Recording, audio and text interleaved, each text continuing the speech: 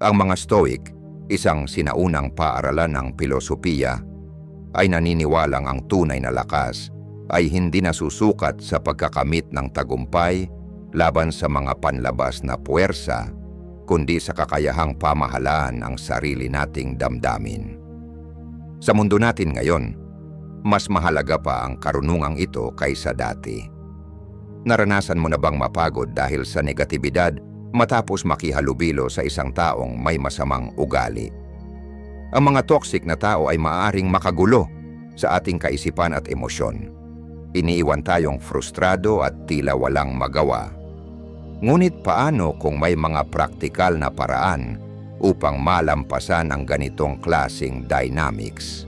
Sa video na ito, tatalakayin natin ang 9 na praktikal na ideyang hango sa pilosopiyang Stoic na magbibigay sa iyo ng kakayahang harapin ang mga toxic na tao ng may malasakit, dignidad at katatagan. Samahan mo ako sa isang paglalakbay upang mapangalagaan ang iyong emosyonal na kalusugan at huwag kalimutang mag-subscribe sa channel para sa mas marami pang payo tungkol sa pagpapaunlad ng mental na katatagan.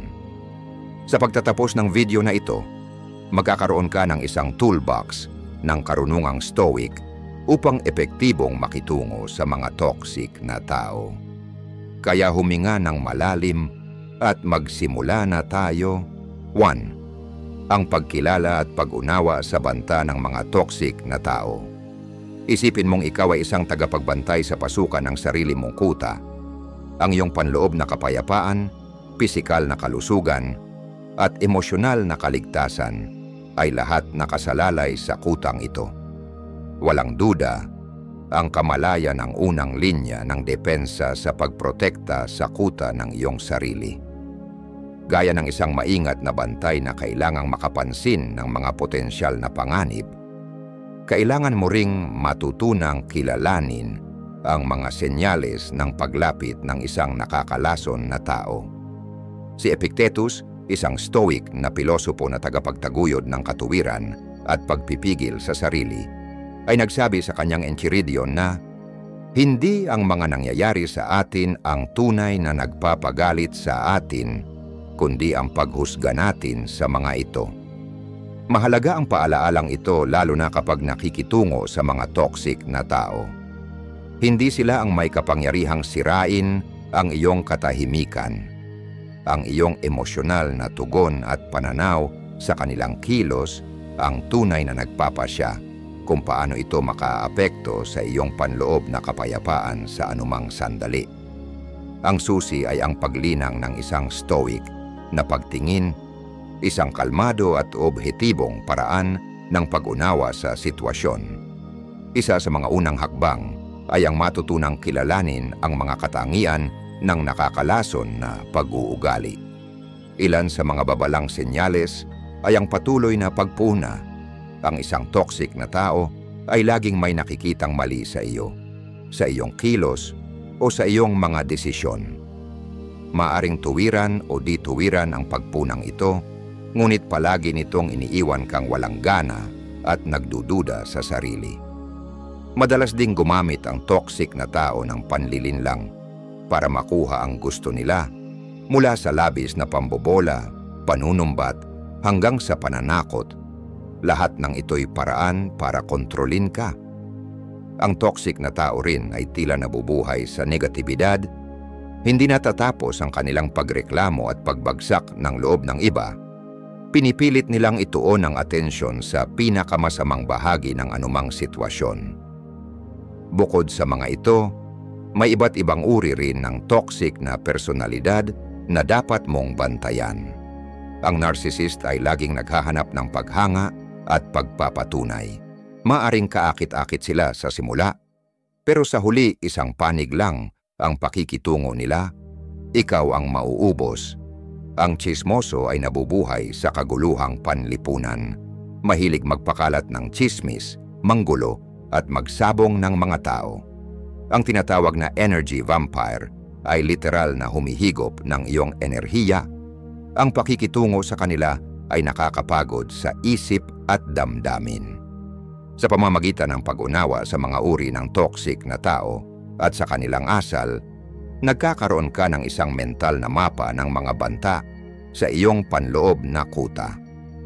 Gaya ng isang Romanong Stoic na pilosopo na si Seneca na bumubuo ng estratehiya sa digmaan, maaari mo ring gamitin ang bagong kamalayang ito upang mahulaan ang mga taktika ng nakakasamang tao at magplano upang maprotektahan ang iyong emosyonal na kalusugan. 2. Patibayin ang iyong mga pader. Isipin mong ikaw si Marcus Aurelius, ang tanyag na Stoic na emperador ng Roma. Upang mapamahalaan ang isang malawak na imperyo, kailangang taglayin ang kapangyarihan, kaalaman at matibay na determinasyon. Sa pagpapalakas ng pader ng sarili mong panloob na kuta na sumasagisag sa iyong emosyonal na katatagan, ang mga katangiang ito ay kasing halaga rin. Walang duda, ang mga hangganan na iyong itinakda ang pundasyon ng kutang ito. Sa pakikitungo sa mga toxic na tao, ang hangganan ay ang malinaw na linya na iginuguhit mo sa buhangin. Ito ang nagtatakda ng mga asal na tatanggapin mo at ng mga hindi mo pahihintulutan. Hindi mo dapat payagan ang mga nakakalaso na tao na lusubin ang iyong emosyonal na espasyo, gaya ng isang makapangyarihang monarko na hindi pinapayagang lapastanganin ang kanyang nasasakupan. Dito pumapasok ang pilosopiyang Stoic na nagbibigay diin sa kahalagahan ng katuwiran at pagpipigil sa sarili. Bilang unang hakbang, tukuyin kung aling mga gawain o sitwasyon ang sumisira sa iyong enerhiya o lumalabag sa iyong pagkatao.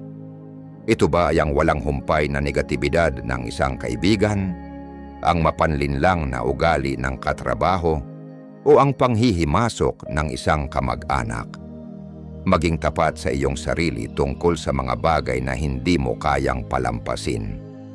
Kapag malinaw na sa iyo ang mga hangganang ito, ang susunod na hakbang ay ang malinaw at mahinahong pakikipag-usap tungkol dito. Kuhain ang inspirasyon mula sa paninindigan ni Marcus Aurelius, maging matatag ngunit makatarungan. Narito ang ilang estratehiya para sa epektibong komunikasyon. Pag-isipan kung ano ang iyong nararamdaman at gumamit ng mga pahayag na nagsisimula sa ako, sa halip na mapanumbat na ikaw.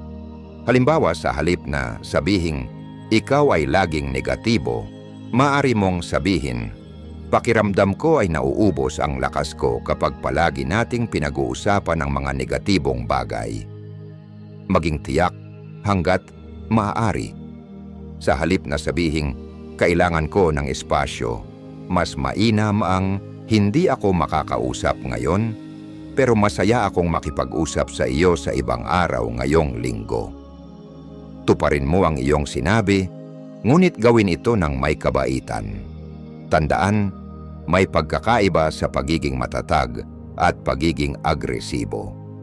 Mahalaga na maiparating mo ang iyong punto ng may tiwala sa sarili, ngunit hindi mayabang o mapanakit. Gayunpaman, ang pagtatakda ng hangganan ay hindi natatapos sa isang beses lang. Kinakailangan ang pagiging matatag at tuloy-tuloy sa pagpapatupad ng iyong mga hangganan, gaya ng isang Stoic na pinuno na palaging nakabantay laban sa pananakop ng mga barbaro. Ang isang pader na marupok ay madaling gibain. Kung hindi igagalang ng isang toxic na tao ang iyong mga limitasyon, paalalahanan mo sila sa mahinahon, ngunit malinaw na paraan. Kung kinakailangan, maaari mong bawasan ang pakikisalamuha sa kanila o tuluyang lumayo. Tandaan mo, ang pagtatakda ng hangganan ay hindi tungkol sa pagpaparusa, kundi sa pagprotekta sa sarili. Ang inggit, isang bisyo na madalas pinagmumulan ng toxic na asal, ay mariing iniiwasan ng mga Stoic. Sa pamamagitan ng pagtatakda ng hangganan, hindi ka nagiging makasarili. Pinangangalagaan mo lamang ang iyong emosyonal na kalusugan at lumilikha ng espasyong kailangan upang maitayo ang panloob na kapayapaan.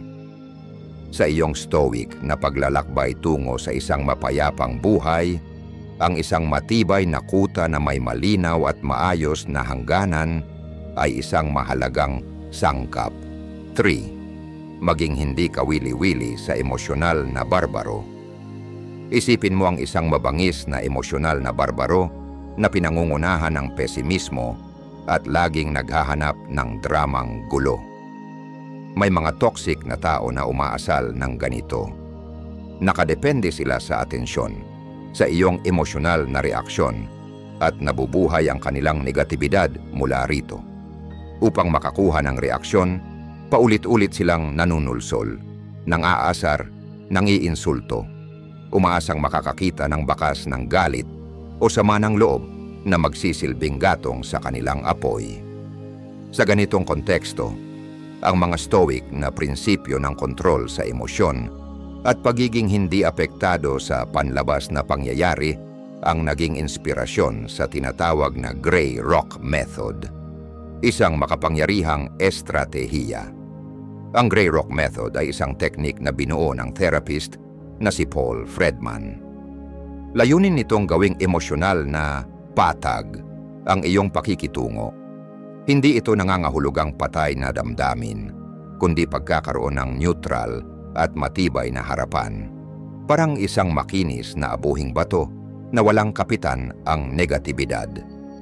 Tulad ng sinabi ng dakilang Romanong Stoic na si Seneca, ang tunay na kaligayahan ay nasa pagtanggap sa kasalukuyan nang hindi umaasa o nangangamba sa hinaharap. Isa itong paalala na kailangan nating itigil ang pagnanais ng pansin. Ang mga toxic na tao ay madalas na naghahanap ng atensyon, mabuti man o masama. Sa pamamagitan ng Grey Rock Method, inaalisan mo sila ng kasiyahang makuha ang reaksyong inaasam nila. Sa gitna ng unos na sinusubukan nilang likhain, nagiging hindi ka kawili-wili, tulad ng isang walang kulay na bato. Ang mga neutral na tugon ang nagsisilbing kalasag mo. Ang estratehiyang ito ay nangangailangan ng pagsagot sa masasamang komento gamit ang mga payak at totoo, ngunit hindi emosyonal na pahayag. Iwasan ang pagpasok sa emosyonal na argumento o pagdedepensa sa sarili. Halimbawa, kung ang isang toxic na kaibigan ay nilalait ang iyong trabaho, maaari mong sabihing, ganoon ba? At huwag mo na itong dagdagan pa. Karaniwan, ang toxic na tao ay susubukang kontrolin ang iyong emosyon, kaya napakahalagang huwag kang mahila sa kanilang emosyonal na bagyo. Maaring gumamit sila ng sarkasmo, panunumbat, o lantad na pang-aaway, ngunit ang pinakaimportanteng hakbang ay manatiling hiwalay sa kanilang drama. Sagutin sila sa paraang totoo, simple, at hindi emosyonal. Tandaan mo rin ang turo ni Seneca. Ang daan patungo sa tunay na kaligayahan ay ang hindi pagsayaw sa pagitan ng pag-asa at takot. Huwag mo silang bigyan ng kapangyarihang emosyonal na kanilang hinahanap. Ang Grey Rock Method ay isang makapangyarihang kasangkapan, ngunit hindi ito mahika. Maaring sa unay lalong sumama ang asal ng toxic na tao habang sinusubukan ang iyong paninindigan. Manatiling kalmado, maging pare-pareho sa iyong mga tugon, at laging tandaan, hindi ikaw ang sanhi ng kanilang negatibidad. Sa paggamit ng pamamaraang ito na hango sa Stoicism, maaari mong baguhin ang sarili mula sa isang tahimik na biktima tungo sa isang matatag na tagamasid. Sa ganitong paraan, mapoprotektahan mo ang iyong panloob na kapayapaan at emosyonal na katatagan. 4. Ang paraang sirang plaka. Isipin mong paulit-ulit kang binabagsakan ng emosyonal na panlilinlang. Isang toxic na tao na patuloy na pinupukpok ang iyong mga hangganan gamit ang mapanlinlang na argumento at manipulasyong emosyonal. Ang ganitong klaseng walang humpay na pag-atake ay hindi lamang nakakapagod, kundi lubhang nakakainis. Ngunit huwag kang matakot. Ang mga prinsipyong stoic ng matibay na katwiran at pagtitiyaga ang naging inspirasyon sa tinatawag na broken record technique, isang makapangyarihang pananggalang kung gagamitin ng tama. Ang broken record technique ay isang estratehiyang binuo upang labanan ang mapanlinlang na taktika. Layunin nitong ulit-ulitin sa kalmado at matatag na paraan ang isang malinaw na pahayag ng iyong paninindigan, parang sirang plaka na laging bumabalik sa parehong linya. Bagaman tila simple, napakalakas ng epekto nito. Pinipigilan nitong mailihis ka ng iba at pinananatili kang nakatuon sa iyong tunay na pangangailangan. Upang mas maunawaan ito, balikan natin ang karunungan ni Epictetus, isa sa mga haligi ng Stoic na pilosopiya. Ayon sa kanya, ang kalayaan ang tanging kabutihan at ang kalayaang ito ay kinabibilangan ng kakayahang magtakda ng sarili mong hangganan at ang karapatang tumanggi nang hindi kailangang magpaliwanag. Sa pamamagitan ng broken record technique, ipinapakita mo ang iyong paninindigan at pinipigilan ang sinumang manlilinlang na ilihis ka sa iyong landas sa pamamagitan ng kalmado ngunit walang sawang pag-uulit ng iyong pananaw. Madalas gumamit ang mga manipulator ng emosyonal na taktika upang makuha ang gusto nila, panunuyo, panunumbat, o galit. Ngunit gamit ang paraang ito, maiiwasan mong mahila ng kanilang panlilinlang.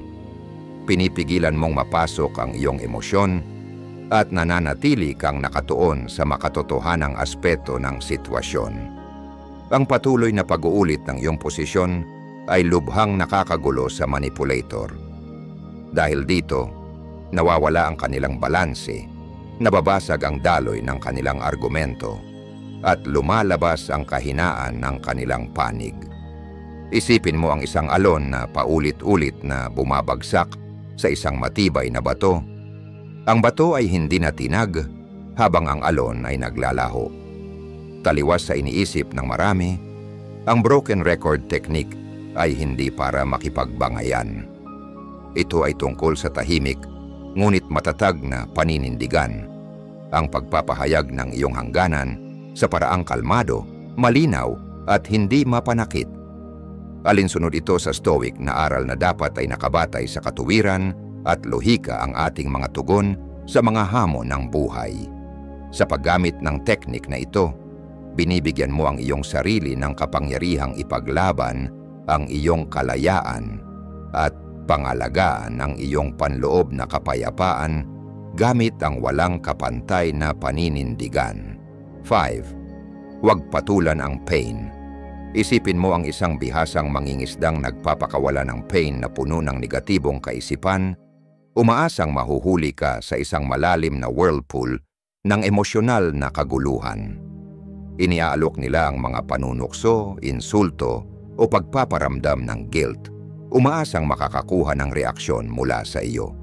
Isang reaksyong magpapalakas sa kanilang drama at magpapakain sa kanilang negatibidad. Ito ang estratehiyang madalas gamitin ng mga toxic na tao. Ngunit may mabisang panangga ang pilosopiyang Stoic, ang kawalang kibo o indifference. Hindi ito pareho ng pagiging walang pakialam. Sa halip, ito'y tumutukoy sa estado ng pagiging emosyonal na hiwalay o detached sa isang bagay. Para sa mga Stoic, lalo na kay Epictetus, may malinaw na pagkakaiba sa pagitan ng apathy at ng indifference. Para sa kanila, ang apathy ay kawalan ng malasakit at sigla, habang ang indifference ay pagkakahiwalay sa masasamang emosyon at maling paghusga na bumabaluktot sa ating katinuan. Sa pakikitungo sa mga toxic na tao, napakahalaga ng pagkakaibang ito. Ang Stoic indifference ay isang malay na desisyon na huwag hayaang itali ang sarili sa negatibong emosyon ng sitwasyon. Halimbawa, isipin mong may pain sa tubig. Tinitingnan mo lang ito ng may malamig na pag-iisip, hindi naaapektuhan ng kapangyarihan nitong galitin ka. Kapag hindi mo ito pinatulan, kusa itong nawawalan ng bisa. Kapag hindi mo sinagot ang kanilang mga negatibong komento, Nawawala ang kontrol nila sa iyo. Dahil walang reaksyon, nauubusan ng gatong ang drama na sinusubukan nilang likhain. Ang susi ay pagiging mulat sa estratehiya. Alamin ang mga palatandaan na sinusubukan kang hulihin. Pasaring ba ito? Isang insultong nakabalot sa magalang na mungkahi o isang guilt trip na tinatakpan ng mabuting intensyon. Sa sandaling makilala mo ang paraan nila, nababawasan na ang epekto nito. At dito pumapasok ang tunay na kapangyarihan ng stoic indifference, ang kakayahang umiwas sa emosyonal na bitag. Hindi nangangahulugang kailangan mong maging manhid o walang puso. Itinuturo ng Stoicism ang pagpapalago ng mabubuting emosyon, ngunit tinuturuan ka nitong kumalas sa mga negatibong damdamin na wala kang kontrol at ituon ang iyong enerhiya sa mga bagay na kaya mong hawakan. Sa pamamagitan ng ganitong pananaw, nagiging isa kang payapang tagamasid sa halip na kalahok sa kanilang drama. Ipinapakita mo na hindi ka interesado sa emosyonal na bitag na nilalatag nila. At sa huli, ang nananatili ay ang iyong sariling panloob na kapayapaan. Isang matibay na kanlungan na hindi naapektuhan ng mga bagyong nililikha ng iba. 6. Ang sining ng hindi pagpatol. Isipin mo ang isang taong parang verbal gladiator, isang eksperto sa pang-iinsulto at pasaring, at nabubuhay sa init ng argumento. May mga taong lason sa paligid natin at tila ito ang mundong ginagalawan nila. Ginagamit nila ang salita bilang armas, layuning galitin ka, ipahiya ka, at hilahin ka papasok sa kanilang emosyonal na bitag. Narito ang isang estratehiya mula sa Stoicism na hindi lang epektibo, kundi madalas ding hindi napapansin. Ang sining ng hindi pagpatol. Kapag ito ay ginamit ng may pag-iisip, ang katahimikan ay nagiging makapangyarihang sandata laban sa mapanirang salita. Pinipigil nito ang inaasahang tugon, at sa halip ay binabasag ang dinamikong gusto nilang mangyari. Ngunit ang nakakabinging katahimikan ay hindi madaling gawin para sa lahat. Madalas tayong naturuan na kailangan nating sumagot, ipagtanggol ang sarili, o ipanalo ang argumento. Pero itinuturo ng Stoicism ang kahalagahan ng pagpigil sa sarili. Ang katahimikang ipinapamala sa tamang sandali ay tanda ng tunay na kontrol. Para mas maunawaan ang lakas ng hindi pagpatol, balikan natin ang mga isinulat ni Marcus Aurelius, ang kilalang Stoic na emperador ng Roma.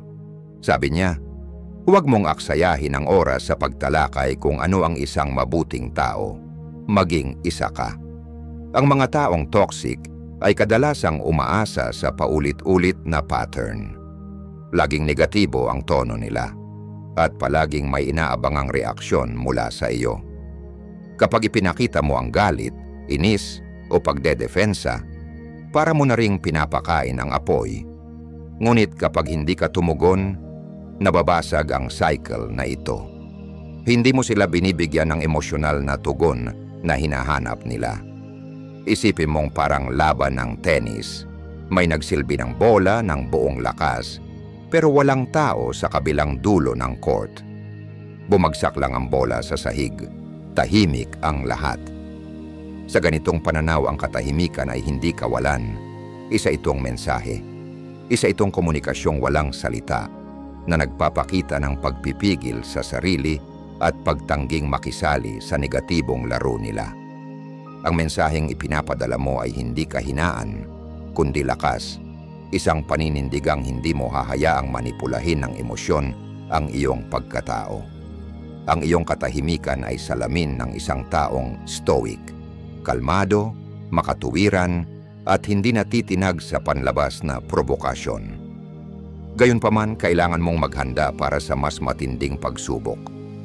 Sa una, maaring tumindi pa ang pananalita ng toxic na tao, mas marami pang insulto, mas matinding pang-aasar, lahat para lang makuha ang reaksyon mo.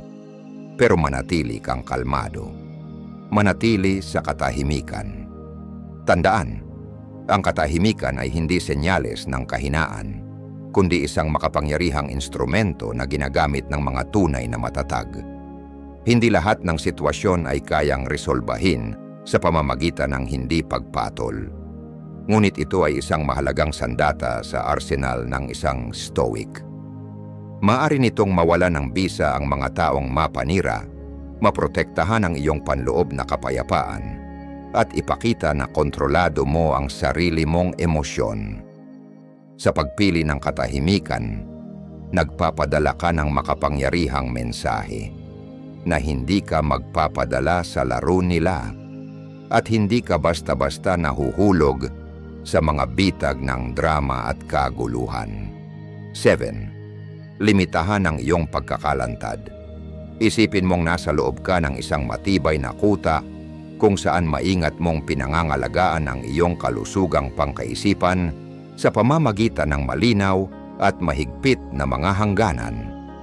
Ngunit kahit gaano katibay ang mga pader na iyon, hindi ka pa rin ganap na ligtas sa mga panganib na mula sa labas. Tulad ng mga mapilit na manlulusob, ang mga taong kontaminado o toxic ay patuloy pa ring susubukang pasukin ang iyong pananggalang. Dito pumapasok ang stoic na prinsipyo ng pagkontrol sa kung ano lamang ang kaya mong kontrolin. Totoo, hindi mo kayang kontrolin ang asal ng ibang tao, ngunit kaya mong piliin kung gaano karaming oras ang gugugugulin mo sa kanila. Isa sa mga pinakaunang linya ng depensa ay bawasan ang interaksyon mo sa mga taong may negatibong impluensya. Kung posible, maglagay ng pisikal na distansya. Pwede mong ipagpaliban ang isang lakad o magalang na lumayo sa isang usapan na hindi makabubuti sa iyo. Tandaan, hindi ito kawalan ng respeto, kundi isang hakbang sa pagprotekta sa sarili. Tulad ng isang stoic na pinuno na hindi basta-basta magpapadala ng kanyang hukbo sa labang hindi naman kailangan. Ganon din, hindi mo kailangang ilantad ang sarili mo sa negatibidad kung hindi ito kinakailangan. Ngunit alam nating hindi lahat ng toxic na tao ay madaling iwasan. Minsan sila ay kasamahan sa trabaho, kamag-anak, o dating kaibigan. Sa ganitong mga pagkakataon, ang emosyonal na distansya ang susi. May ilang paraan upang magawa ito. Una, ayon kay Epictetus, isang kilalang stoic, ang kaligayahan at kalayaan ay nagsisimula sa malinaw na pagkakaunawa sa isa't isa. Sa madaling salita, mahalaga ang mental detachment, ang kakayahang maunawaan ang negatibidad ng iba nang hindi ito hinahayaan, sirain ang iyong pananaw. Obserbahan mo ang kanilang kilos nang hindi ka naaapektuhan. Hindi mo kailangang makisangkot sa kanilang emosyon para lang makiramay. Sa halip, tanawin mo ang sitwasyon ng may obhetibong mata, hindi emosyonal. Ikalawa, gamitin ang tinatawag na cognitive reframing, isang teknikang batay sa stoicism. Kapag may kasamahan kang laging nagrereklamo, imbes na madala ka sa kanyang negatibidad, isipin mo na lang, mukhang may mabigat siyang pinagdadaanan. Sa ganitong paraan, nababaligtad ang pananaw at hindi mo hinahayaang kunin ng ibang tao ang iyong emosyonal na balanse. Ikatlo, sadyain mong ituon ang sarili sa mga positibong aspeto ng iyong buhay, mga hilig na nagbibigay saya, makabuluhang gawain, at mga taong tunay na sumusuporta sa iyo. Hayaan mong ang mga ito ang magsilbing emosyonal na panangga laban sa mga negatibong dala ng iba. Tandaan, hindi kahinaan ang umiwas. Ang paglilimita ng pagkakalantad sa pisikal man o emosyonal na anyo ay isang anyo ng pangalaga sa sarili. Itinuturo ng Stoicism na ang pamumuhay ng may moralidad at katwiran ay mahalaga. Kapag binawasan mo ang oras at espasyong ibinibigay mo sa mga taong sumisira ng loob mo, binibigyan mo ng puwang ang sarili mong panloob na pag-unlad. Isipin mong ang iyong kuta ay pinalilibutan ng malalim na muwat, hindi lang panangga sa katawan kundi pati sa damdamin. Isa itong proteksyon laban sa umaalab na negatibidad ng mga taong lason sa iyong kapayapaan. 8. Bumuo ng iyong suportang sistema. Isipin mong ikaw ang sambabayad o tagapagbantay sa pasukan ng iyong panloob na kuta. Napalakas mo na ang iyong mga pader sa pamamagitan ng malinaw na hangganan. Natutunan mo na ang sining ng hindi pagre-react. At nabawasan mo na ang iyong ugnayan sa mga taong may negatibong impluensya. Ngunit kahit ang pinakamatapang na mandirigma ay nangangailangan ng isang malakas na hanay ng kapanalig, isang phalanx na binubuo ng mga mapagkakatiwalaang kaalyado. Ang iyong pa-support system ang nagsisilbing Stoic Phalanx Dendron mismo, isang mahalagang bahagi sa pagpapanatili ng iyong panloob na katahimikan habang nakikipaglaban ka sa negatibidad. Ang mga Stoic, lalo na sina Seneca at iba pang pilosopo, ay nagbibigay diin sa pamumuhay na naaayon sa kalikasan. Isa sa mga gabay na prinsipyo nila ang pagpapalibot sa sarili ng mga taong mabuti, positibo at kapareho mo ng mga paniniwala. Sa mga panahon ng pagsubok, sila ang mga taong makikinig sa iyo, magbibigay ng karamatalinong payo, at mag-aalok ng walang sawang suporta. Ang isang malakas na support system ay nagsisilbing panangga laban sa negatibong impluensya ng mga lason sa buhay.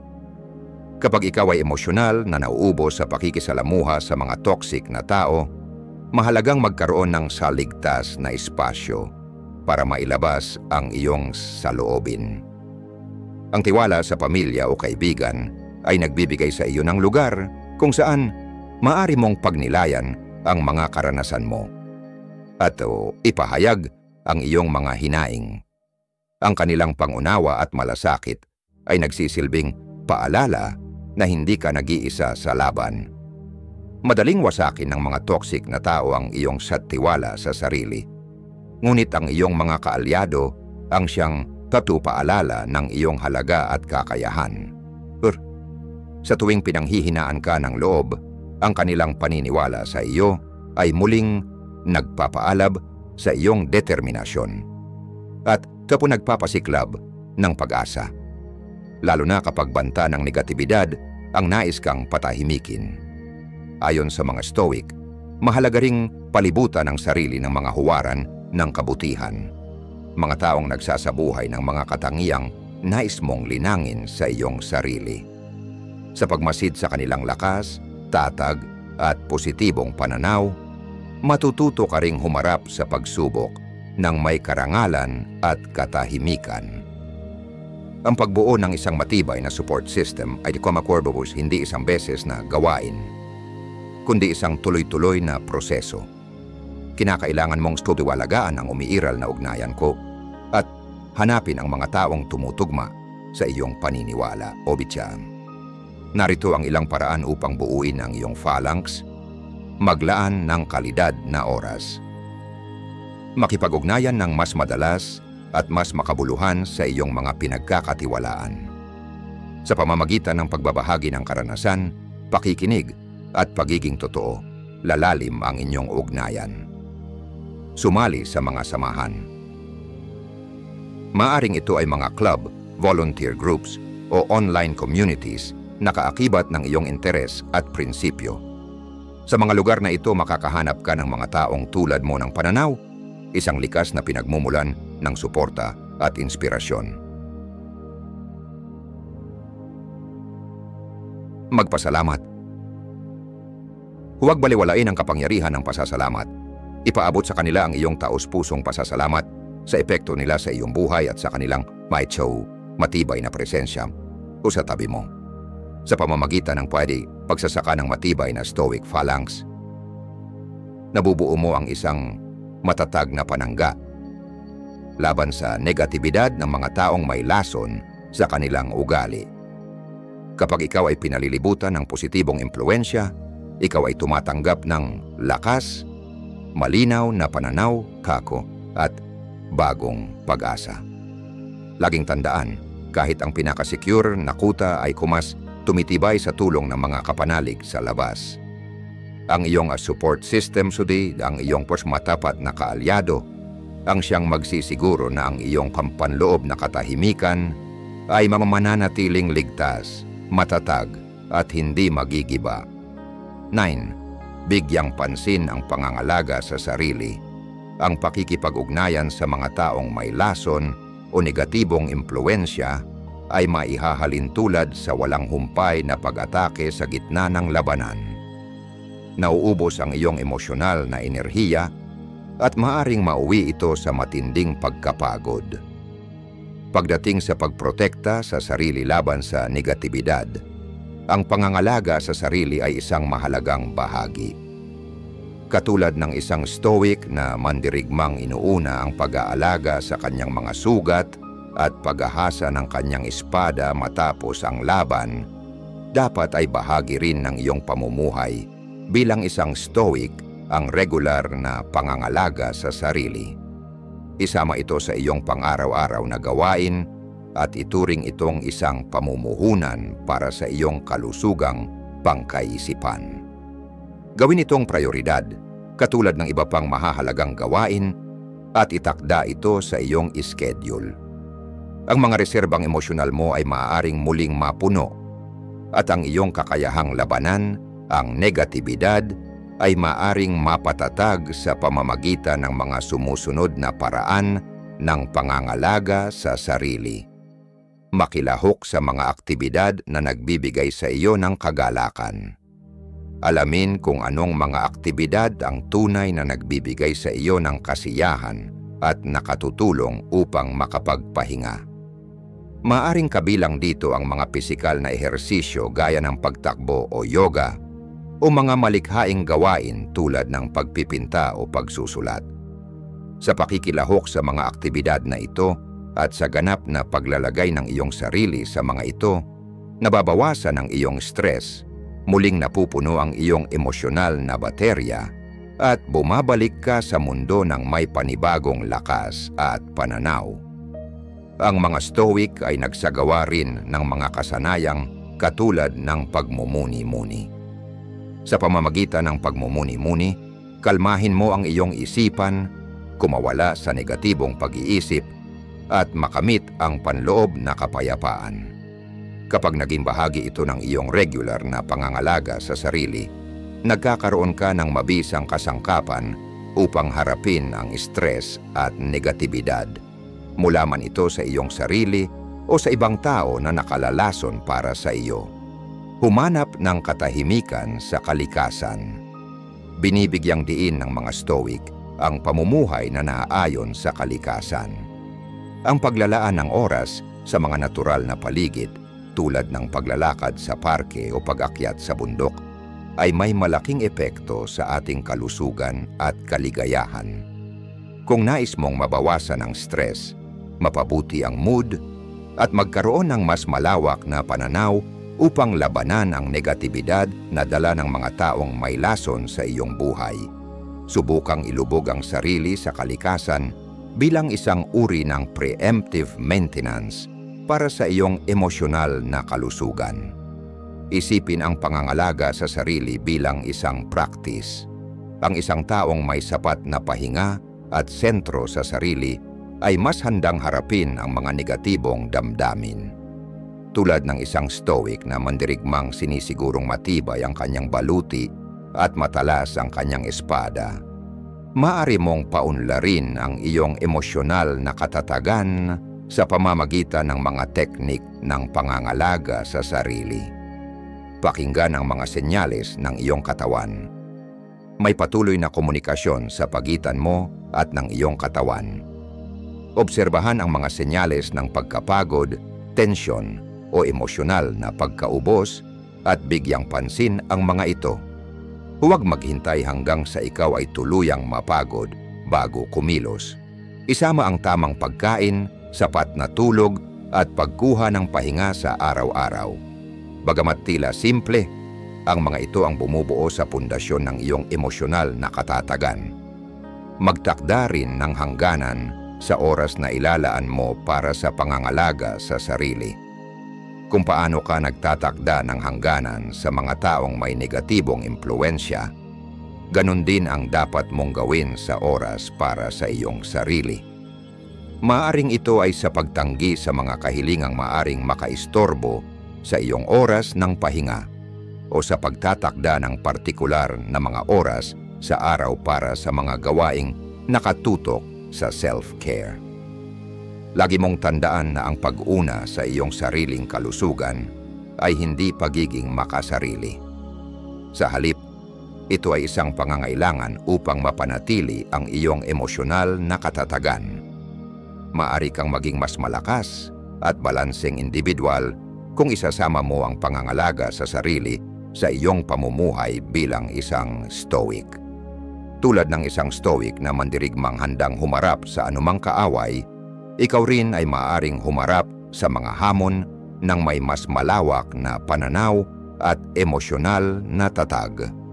Mahalagang tandaan, kapag buo ang iyong emosyonal na enerhiya, mas epektibong naiiwasan ang negatibidad at mas malakas kang makapagbibigay ng positibong impluensya, tulad ng pagtatayo ng isang matibay na kalasag laban sa mga taong may lason sa iyong paligid.